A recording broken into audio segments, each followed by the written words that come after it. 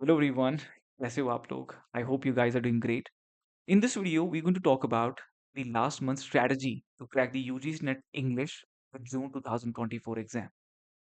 Right? We will start with the doubts and the problems that we faces during this last month of preparation. जो मैं चीजें पढ़ रहा हूँ, whatever I am reading, is it relevant or not? क्या यहाँ से questions बनेंगे एग्जाम में कि नहीं? Am I fully prepared or not? हम सभी को ये खुद पे एक डाउट रहता है, ठीक है? शायद मैं पूरी प्रेपरेशन नहीं कर पाया, राइट? इसका सोल्यूशन है हमारे पास, we will talk about that. Score is not improving. Sir मैं मॉक टेस्ट तो लगा रहा हूँ, पर मेरा स्कोर जो है वो इंक्रीज नहीं हो पा रहा है, वो स्कोर मेरा इम्प्रूव नहीं हो पा रहा है। What is the way out? What should I do now? I am getting stressed out. ठीक है, एक तो पहले जो मैंने चीजें चीजें पढ़ी हैं, आई एम नॉट श्योर कि यहाँ से क्वेश्चंस बनेंगे। दूसरा, जब मैं क्वेश्चन मॉक टेस्ट अभी लगा रहा हूँ, मॉक असेस करने के लिए प्रेपरेशन को, मेरा स्कोर इंप्रूव नहीं हो पा रहा है। ये दूसरी प्रॉब्लम हम फेस करते हैं। तीसरी चीज है, मैंने चीजें पढ़ ली, मैं मॉक भी लगा रहा हूँ, आई एम डूइंग थिंग्स, पर मुझे चीजें याद नहीं रह रही हैं। क्या हो कि मैं वहां पे एग्जामिनेशन हॉल में हूँ and there is a question but I am unable to recall the right answer for it. फिर क्या करना है? के लिए भी हमारे पास सोल्यूशन है। क्या सोल्यूशन है? Let's check out. आपको ये डाउट है कि जो मैंने प्रेपरेशन की है, जो मैं कंटेंट स्टडी कर रहा हूँ, क्या यहाँ से क्वेश्चंस बनेंगे कि नहीं बनेंगे? This is the first doubt you have. क्या मैं फुली प्रिपेयर्ड हूँ या नहीं हूँ? जो मेरे पास कंटेंट है, क्या वो रेलेवेंट है या नहीं है? What is the way out? Way out is attempting the मॉक्स। आपको क्या करना है?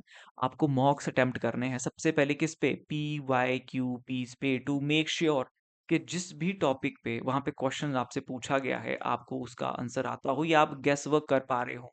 एटलीस्ट आप फेमिलियर होने चाहिए जो भी क्वेश्चंस वहां पे दिए गए होते हैं। इसीलिए अगर मैं स्टार्टिंग में किसी बच्चे से कहता हूँ कि आप एक बार ना क्वेश्चन पेपर्स को गो थ्रू कर लो।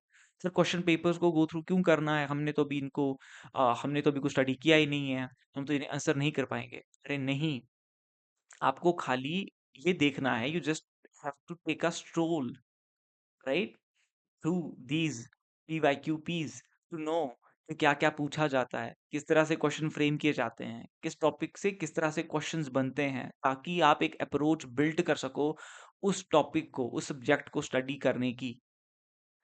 होता है कई बार कि आपने चीजें चीजें तो आपने पढ़ ली, कुछ चीजें आपने स्किप कर ली, पर अगर आप क्वेश्चंस जो उस यूनिट से, उस सब्जेक्ट से, उस टॉपिक से, जिस तरह के ये क्वेश्चंस बनते हैं, अगर आप वो देख लेते हो एक बार, it will be easy for you to study it and cover it from exam perspective. Exam perspective approach यहीं से तो बिल्ट होती है, और कहाँ से होती है?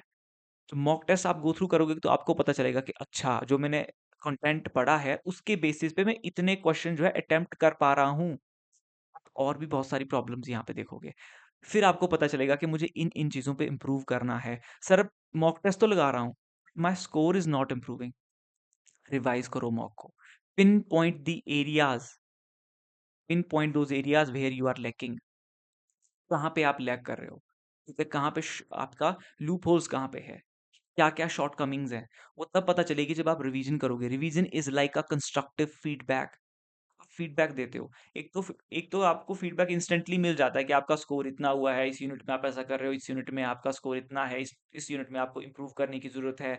60% आपके जो है रिस्पॉन्सेज है यहाँ पे करेक्ट हुए हैं, ठीक है? 40% आपके जो है यहाँ पे एरर्स हैं। वो तो एक रिपोर्ट आपको मिल जाती है, बट आपने जो किया है उसको एक बार देख लो, ठीक है? आपको फिर पता चलेगा एंड यू विल फाइंड। मैं अपना खुद का एक personal experience I am sharing with you. I have qualified my own JRF assistant professor या कमीशन एग्जाम। मैंने ये देखा है, मैंने ये पाया है, when we give the mocks and when you revise it, you find there were 7 to 8 more question which you could have attempt correct, right? You could have attempted them correctly simply by paying some more attention to it while reading it. आपको बस थोड़ा cautiously उस question को पढ़ना था। कई बार वहां पे नॉट लगा होता है, ठीक है, और आप रिस्पॉन्स कुछ और ही दे देते हो। तो ये आपके जितने भी नॉट हैव ऐसे जो क्वेश्चन होते हैं, उसके एक एक वर्ड को अच्छे से स्टडी करना पड़ता है। क्वेश्चन के साथ ऑप्शन को अच्छे से मैच करना होता है। Simply by reading that question cautiously, you could answer it correctly. तो वो जो अप्रोच होती है, वो जो टेक्निक होती है, वो यहाँ से बिल्ट होती है जब आप अपने मॉक टेस्ट को रिवाइज करते हो। ठीक है? तो मॉक टेस्ट को रिवीजन करना इज़ द की। अगर स्कोर इम्प्रूव नहीं हो रहा है तो वो यहाँ से इम्प्रूव होगा, मॉक टेस्ट को रिवाइज़ किए बिना नहीं होगा। Attempting the mock is the half the job done. ठीक है?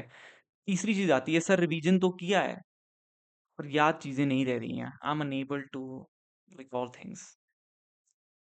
मेरा मुझे जो मेमोराइज़ नहीं हो रही है चीज़ें, मैं रिमेंबर नहीं कर पा रहा हूँ। क्या करें? क्या सॉल्यूशन है? Revision will not help you. You know that action repeats the action. ठीक है? It mirrors itself. अगर आप रिवीजन कर रहे हो ना, तो उससे क्या होगा? आप रिवीजन में अच्छे बनोगे, रिकॉलिंग में अच्छे थोड़ी ना बनोगे। When you will be in the examination hall, वहाँ पे आपको क्या करना है? There you have to recall things. वहाँ पे आपको चीज़ें रिकॉल करनी होगी। करनी होगी कि नहीं करनी होगी? आपको वहाँ पे चीज़ें रिकॉल करनी होगी, तो आपको क्या करना होगा? आपको रिकॉलिंग करनी होगी। सर, किस तरह से रिकॉलिंग करनी है? If you have read something, आपने कुछ चीजें स्टडी करी है ना, तो आप अपना एक नोटबुक लेके बैठ जाओ। नोटबुक लेके बैठ गए, अब उस पे चीजें लिखना शुरू कर दो जो भी आपने पढ़ा है। अब रिकॉल करो, क्योंकि एग्जामिनेशन हॉल पे आपको चीजें रिकॉल करनी है, वहां पे आपको रिवाइज नहीं करना है। आपको प्रैक्टिस करनी होगी रिकॉलिंग की। Whatever you have read in the morning, sit with your notebook in the evening or before going to sleep, and start recalling everything and start writing them down in a chronological order. Sequence में चीजें लिखना आप शुरू कर दो कि अच्छा मैंने ये पढ़ा, ये पढ़ा, ये पढ़ा। जहां पे चीजें भूल जाते हो वहां पे टेक अ स्निक पिक, थोड़ा सा देख लिया, अच्छा ये चीज है, उसको लिखा। इंस्टेंटली नहीं लिखना उसको, मतलब गैप होना चाहिए, 5 to 6 आवर्स का एक गैप होना चाहिए। और उतना भी नहीं देना है तो कम से कम आपने जहां से जो भी चीजें पढ़ी हैं, फॉर एग्जाम्पल अगर आपने कुछ भी इंटरनेट से पढ़ा है, ठीक है, आपने हाईलाइट कर लिया, अच्छा है, ठीक है, आपने कहीं कोई बुक से पढ़ा है, ठीक है, उसके बाद उन सभी चीजों को आपको बंद करके अपनी कॉपी के साथ बैठना है। ठीक है? जहाँ पे आप अपनी मेमोरी के बेस पे चीजें रिकॉल करके उस पे लिखोगे, और वो चीजें आप कभी नहीं भूलोगे। जब आप उनको पढ़ोगे भी, स्टडी भी करोगे, तो वो आपको इजीली याद भी हो जाएगा। ठीक है? इस तरह से रिवीजन करना है, इस तरह से रिकॉलिंग करनी है। ठीक है? रिकॉल नोट्स मेकिंग बोलते हैं इसे। कि आपको नोट्स कॉपी पेस्ट नहीं करने हैं कि वहां पे 4 लाइन्स है, वो इंपॉर्टेंट है और आपने जो है लिख दी। नहीं, आपको रिकॉल करके वो 4 लाइनें लिखनी है।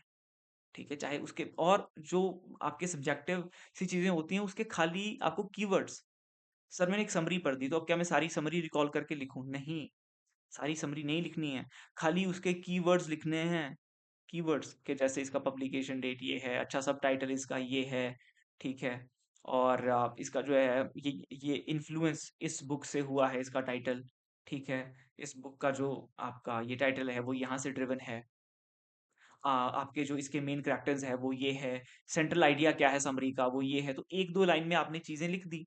ठीक है? वो आपने अपनी अंडरस्टैंडिंग के बेस पे लिखी है, क्योंकि दिस इज फॉर श्योर कि कोई भी इंसान हजारों समरियां, हंड्रेड्स ऑफ समरी नहीं वो रिकॉल आपका आपका ये मेमोराइज कर पाएगा। Right?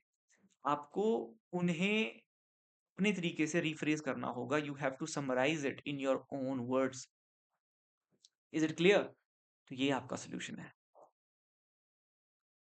Sir, this is really difficult obviously. Success difficult है यार, बहुत ज्यादा डिफिकल्ट है, बहुत ज्यादा डिफिकल्ट है। ठीक है?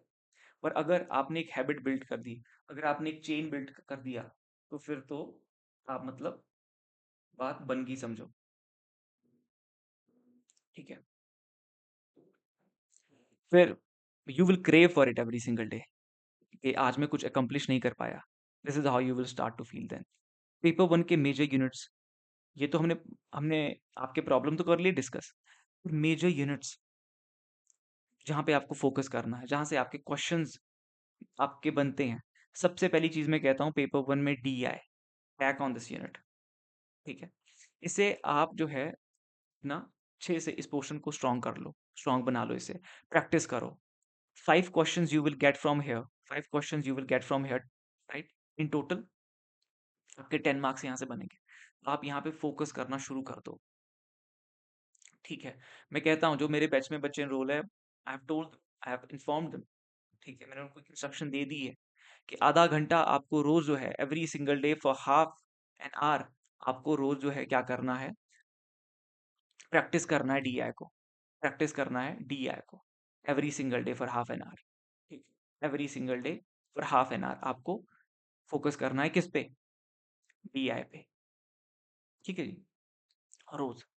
अब इसके बाद दूसरी यूनिट है teaching aptitude, research aptitude, communication और आपका आईसीटी। ये आपके 4 यूनिट्स हैं, आपको इस पे फोकस करना है। Teaching aptitude, research aptitude, right? They are the integral part of this entire journey of yours. Even though after this net, you have to be good at them. ठीक है, आप पीएचडी करोगे, बिना पीएचडी किए तो बात नहीं बनेगी। ठीक है, अगर आप इंटरेस्टेड भी नहीं हो, अगर you are the person not interested in to PhD, right, तो फिर आपके प्रमोशन के चांसेस फिर कम है। ठीक है, then you won't be able to get the better position and the better payment, your pay scale without PhD। तो वो तो आपको को करना पड़ेगा। उसके लिए इन 2 सब्जेक्ट पे आपकी अच्छी पकड़ होनी चाहिए और आईसीटी पे भी अच्छी पकड़ होनी चाहिए, कम्युनिकेशन पे भी अच्छी पकड़ होनी चाहिए। इवन दो ये आपका थ्योरेटिकल चीज़ें यहाँ पे है, जो मेन टर्म्स होती हैं, वो आपको यहाँ पे अच्छे से आनी चाहिए। इवन दो कॉमन सेंस के बेस पे भी बहुत सी चीज़ें आप यहाँ पे जो अटेम्प्ट कर लेते हो क्वेश्चंस को on the basis of your common sense, आप थोड़ा-सा एलिमिनेशन टेक्निक यूज़ करके चीज़ें हो जाती हैं। बट इसमें आपके बहुत सारे टर्म्स होते हैं, ठीक है? हाइपोथेसिस से रिलेटेड, आपके जो जो आपके सॉफ्टवेयर्स हैं, जो आप रिसर्च में यूज़ करते हो टू कलेक्ट द डेटा, ठीक है? वो सारा और आपका रिसर्च डिज़ाइन जिस तरह से बनता है, उसके जो मेन आपके स्टेप्स हैं, पॉइंट्स हैं, ठीक है? वो आपको अच्छे से याद होने चाहिए, कई बार सीक्वेंस में चीज़ें पूछ दी जाती हैं, ठीक है? तो आपको डीआई के बाद आपको कहाँ फ़ोकस करना है? टीचिंग एप्टीट्यूड पे, रिसर्च एप्टीट्यूड पे, कम्युनिकेशन पे और आईसीटी पे। बाकी आपका जो हायर एजुकेशन है और पीपल एंड एनवायरनमेंट है, ये जो 2 चीज़ें हैं, पेन अच्छे से, राइट? पीपल एंड एनवायरनमेंट जो आपका है, पीपल एंड एनवायरनमेंट आपका जो है, पीपल एंड एनवायरनमेंट जो आपका है, ठीक है? यहाँ पे आपको क्या करना है, जो आपके आपके करंट अफेयर्स हैं, ठीक है? उस पे आपको अच्छे से फोकस करना है यहाँ पे। 1 टू 2 क्वेश्चंस आपके वहीं से बनते हैं, हायर एजुकेशन में भी ऐसा ही है। जो आपके एनआईआरएफ रैंकिंग है, जो आपके करंट अफेयर्स हैं रिलेटेड टू हायर एजुकेशन, उसमें से क्वेश्चन बनते हैं। बाकी आपके जो एंशिएंट इंस्टीट्यूशंस है, ठीक है? आपकी जो यूजीसी की जो बॉडी है, जो हायर एजुकेशन की जो बॉडीज़ हैं, वहाँ से क्वेश्चंस बनते हैं, ठीक है? तो इसमें चेंजेस आते रहते हैं। ये काफ़ी डाइसी से दो यहाँ पे 2 यूनिट्स हैं। आप इसमें आप बिल्कुल श्योर नहीं हो सकते हो कि यहाँ पे कहाँ से क्वेश्चन बनेगा, क्योंकि ये बहुत ही तो ये लार्ज यूनिट है, ठीक है? आपके इसमें पोल्यूटेंट्स हैं, आपके एनर्जी के रिसोर्सेज हैं in your people and environment, ठीक है? उससे रिलेटेड जो डिजीज़ हैं, ठीक है? वो हैं, ठीक है? तो यहाँ पे बहुत सारी चीज़ें यू हैव टू स्टडी और उनको फिर रिमेंबर करना, रिवाइज़ करना, वो टाइम टेकिंग होता है। बट इसमें मैं आपको बोलूँगा कि आप थोड़ा करंट अफेयर्स पे जो भी रिलेटेड हैं, जो आप भी आपकी यूट्यूब पे वीडियोज़ आते रहते हैं ऑन करंट अफेयर्स, ठीक है? पीपल एंड एनवायरनमेंट से रिलेटेड, उनको आप थोड़ा गो थ्रू करके जाना ड्यूरिंग लास्ट वीक जो आपका होगा, ठीक है? तब तक जो भी चीज़ें ऐड हुई होंगी, उनको आप एक बार अपना देख लेना अच्छे से, ठीक है? इन यूनिट्स पे आपने यहाँ पे काम करना है, डीआई पे स्पेसिफिकली मैं बोलूँगा। फिर आती है पेपर 2 की बात। अब पेपर 2 में को कहाँ पे फ़ोकस करना है? देखो, सबसे पहले ना आपको अपना लिटरेरी थ्योरी, दूसरा हो गया आपका कल्चरल स्टडीज़, ठीक है? कल्चरल स्टडीज़, इसके बाद कल्चरल स्टडीज़ के बाद मैं बोलूँगा आपको लैंग्वेज एंड लिंग्विस्टिक्स, ठीक है? जो आपका ब्रिटिश ब्रिटिश लिटरेचर है, ऑब्वियसली दैट इज़ देयर, ठीक है? लैंग्वेज एंड लिंग्विस्टिक्स, ठीक है? Around 100 question MCQs I have shared with my batch students, तो उनको खाली उसे ही गो थ्रू करना है, ठीक है? उसके अलावा हमें कुछ और स्टडी करने की जरूरत नहीं है। इंडियन एस्थेटिक भी है, 2 से 3 क्वेश्चन आपके यहाँ से बनते हैं, ठीक है? एस्थेटिक से, तो इंडियन एस्थेटिक्स आपका नेक्स्ट यहाँ पे मैं यूनिट बोलूंगा, because British literature is given, right? American literature है, और यहाँ पे भी कौन कौन सी चीजें स्टडी करनी है इसमें और इसमें, जिस पे आपके प्रीवियसली क्वेश्चन पूछे जा चुके हैं, उन्हीं चीजों पे। बाकी ब्रिटिश लिटरेचर तो आपको पढ़ना ही पढ़ना है, वो तो आपका मस्ट है, ठीक है जी? तो लिटरेरी थ्योरी, कल्चर स्टडीज, ठीक है? क्योंकि यहाँ से आपके 30 से 35 क्वेश्चन आराम से बन जाते हैं, आसानी से बन जाते हैं। तो ये यूनिट है जहाँ पे आपको फोकस करना है। Now you know that I teach you, you take classes, I provide you classes on my app, my professor note, link is given below in the description box. Study material is available. इस last month में तो मैं यही बोलूंगा कि आप study material को refer करो, ठीक है? आप में से बहुत सारे रीटेकर्स होंगे, ठीक है? जो आप कुछ हर साल आप कुछ ना कुछ पॉइंट से पीछे आप रह जाते हो, ठीक है? एक माइनर से गैप से। तो मैं बोलूँगा कि इस बार you must go through these notes और ये majorly your literary theory and the British literature. Sorry, ये यहाँ पे आपका आपका लिटरेरी थियरी है, ये ब्रिटिश लिटरेचर है। ये आपके मस्ट टू रीड बुकलेट्स हैं, ठीक है? हर बच्चे के पास होने चाहिए, मैं तो ये बोलूँगा, जो भी यूजीसी नेट इंग्लिश की तैयारी कर रहा है, ठीक है? और अभी क्योंकि आपका लास्ट का मंथ है, तो आप शायद इतना ही कवर कर पाएँ, रिवीजन वगैरह भी करना होता है। Otherwise you can go for the entire set, ठीक है? बिल्कुल एग्ज़ाम ओरिएंटेड कंटेंट है आपका और इसके साथ पेपर 1 के जो रिवीजन नोट्स हैं, वो आपको फ्री मिलते हैं। आप उन्हें सेपरेट भी परचेज़ कर सकते हो फॉर 9 के 999, ठीक है? पीडीएफ फॉर्मेट में अवेलेबल हैं। विया ईमेल आपको वो प्रोवाइड हो जाते हैं, ठीक है? So you can contact on this given number for the classes, mock test series, ठीक है? मॉक टेस्ट लगाना is very important during this last month, तो आप मॉक टेस्ट भी असेस कर सकते हो। लिंक आपको डिस्क्रिप्शन बॉक्स में मिल जाएगा for all of these courses. So see you soon in the next video. Till then time, you guys just keep studying and keep preparing in the best way possible. I'll be soon back with another relevant video. Till then time, this is Bhupesh Sharma signing off.